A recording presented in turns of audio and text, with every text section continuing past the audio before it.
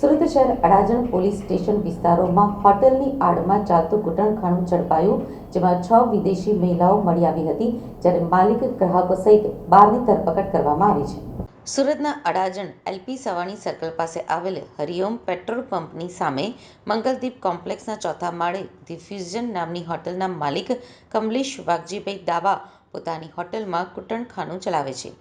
હની અને અભય નામના ઈસમો પાસેથી 6 વિદેશી મહિલાઓને રાખી તે મહિલાઓ પાસે આવતા ગ્રાહકોને શરીર સુખ માણવા માટે સવલતો પૂરી પાડે છે. આ બાતમીના આધારે રેડ કરવામાં આવી હતી. રેડ દરમિયાન 6 વિદેશી મહિલાઓ મળી આવી હતી. આ સાથે જ 11 જેટલા ગ્રાહકો પણ ઝડપી પાડવામાં આવ્યા હતા, જ્યારે આ હોટલના માલિકની પણ ધરપકડ કરવામાં આવી હતી. હોટલના માલિક પોતાની હોટલમાં શરીર સુખ માણવાની સવલતો પૂરી પાડી પોતાના આર્થિક ફાયદા માટે મહિલાઓ પાસેથી ગેરકાયદેસર દેહ વેપારનો ધંધો કરાવી તે ધંધા થકી પોતાનું કમિશન કાઢી લેતો હતો. આ રેડ દરમિયાન રોકડા રૂપિયા, મોબાઈલ અને લેપટોપ મળીને કુલ 4.93 લાખનો મુદ્દામાલ કબજે લીધો હતો.